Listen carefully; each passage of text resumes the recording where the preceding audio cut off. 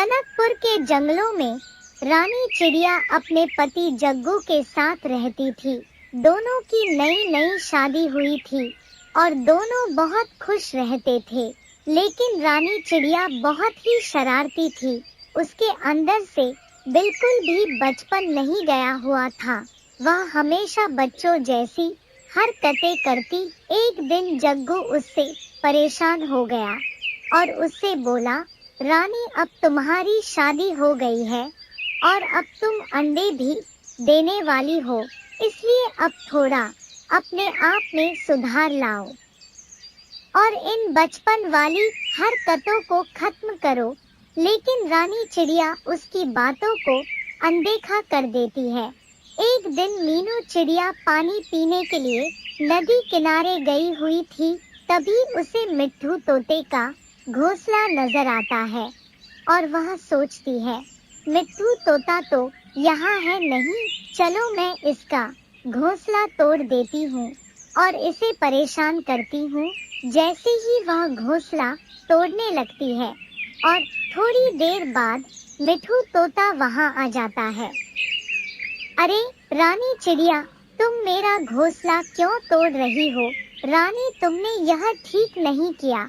अभी मैं तुम्हारे पति से तुम्हारी शिकायत करता हूँ। यह सुनकर रानी चिड़िया थोड़ा डर जाती है और वह वहाँ से उड़ जाती है और अपने घर पहुँच जाती है। धीरे धीरे शाम हो जाती है और रानी चिड़िया अपने पति जग्गू के साथ घर में बैठी हुई थी। तभी मिट्ठू तोता उसके दरवाजे पर आता है और कहता है, जग्गू बाहर आओ। इस पर रानी चिड़िया बाहर जाती है। कहती है, जग्गू घर पर नहीं है, बताओ क्या काम है? और रानी चिड़िया समझ जाती है कि हो ना हो मिट्ठू मेरी शिकायत करने आया है। तभी थोड़ी देर में जग्गू भी बाहर आ जाता है और कहता है, बोलिए मिट्ठू भैया, क्या हुआ? यह सुनकर मिट्ठू कहता है, तुम्हारी पत्नी ने आज मेरे घोंसले को तोड़ने की कोशिश की है, इसे समझा दो वरना बहुत बुरा होगा। यह सुनकर रानी चिड़िया कहती है, चल भाग झूठे, मैंने तेरा घोंसला नहीं तोड़ा है, झूठा कहीं का। यह सुनकर जग्गू समझ जाता है कि घोंसला रानी चिड़िया ने ही तोड़ा है और वह मिट्ठू से कहता है, मिट्ठू भैया आप जाइए, आज के बाद आपको शिकायत का मौका नहीं मिलेगा। और मिट्ठू वहाँ से चला जाता है और दोनों घर के अंदर आते हैं। जग्गू कहता है, तुम अपनी इन हरकतों को सुधार लो वरना एक दिन बहुत बुरा होगा। रानी चिड़िया कुछ नहीं कहती और वह चुपचाप वहीं सो जाती है। अगले दिन सुबह होती है। जग्गू भोजन की तलाश में बाहर चला जाता है और रानी चिड़िया सोचती है, यही सही मौका है, मैं भी चलूं, कहीं घूम लूं। और रानी चिड़िया अपने दोस्तों के साथ घूमने के लिए निकल पड़ती है। तभी अचानक से चक्कर आ जाता है और वह जमीन पर बेहोश गिर जाती है। सभी अपने अपने घर चले जाते हैं। शाम को जब जग्गू घर आता है तो देखता है कि रानी घर पर नहीं है और वह बहुत परेशान हो जाता है। वह तुरंत लाडो चिड़िया के घर जाता है और लाडो से कहता है, लाडो पता नहीं रानी कहाँ चली गई है, अभी तक वह घर नहीं आई और वह अंडे भी देने वाली है।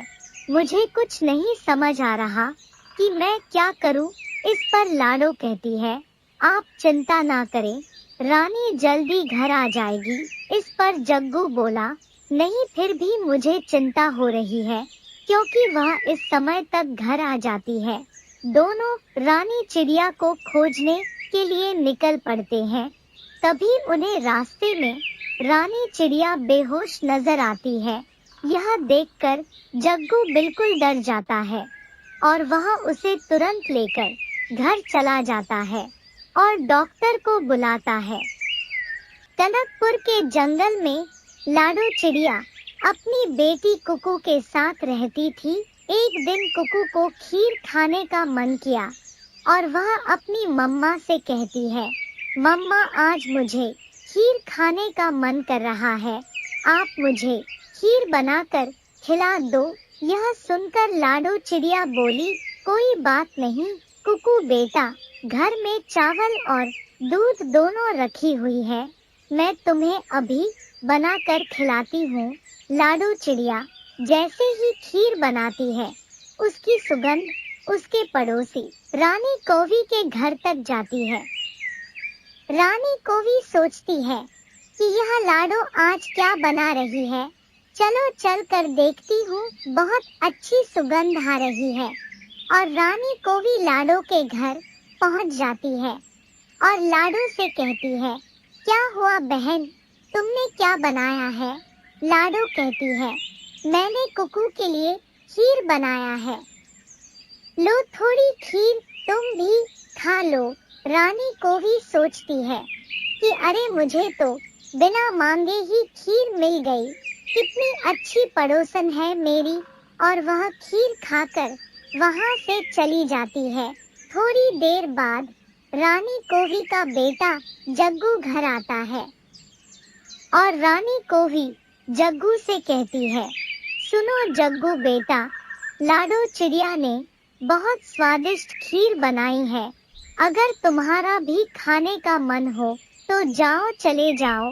इस पर जग्गू कहता है, क्या चिड़िया मुझे खीर देगी? यह सुनकर रानी कौवी बोली, हाँ हाँ क्यों नहीं देगी, आखिर हमारी पड़ोसन जो है। जग्गू भी लाडो के घर पहुंच जाता है और लाडो से कहता है, चिड़िया आंटी, मेरी माँ ने आज कुछ भी खाने में नहीं बनाया है, क्या आप मुझे कुछ खाना दे सकती हैं? यह सुनकर लाडो बोली, ठीक है जग्गू बेटा, तुम बैठो, मैं तुम्हारे लिए अभी खीर लाती हूँ। और लाडो खीर दे देती है। जग्गू भी खीर खाकर वहाँ से चला जाता है। शाम हो जाती है और कालू कौवा घर वापस आता है। रानी कौवी से कहता है, आज खाने में क्या बनाया है? इस पर रानी कौवी बोली, हम और जग्गू तो लाडो चिड़िया के घर ही खाना खा लिए हैं, तुम भी जाओ उससे मांग कर वही खा लो। इस पर कालू कहता है, मैं बहुत थक गया हूँ, तुम ही चली जाओ और मेरे लिए मांग कर चली। रानी कौवी रात में धीरे से लाडो चिड़िया के घर में घुस जाती है और खीर रखा देख उसे खाने लगती है। तभी लाडो चिड़िया को आहट मिलती है और वह किचन में जाकर देखती है कि रानी कौवी खीर खा रही है।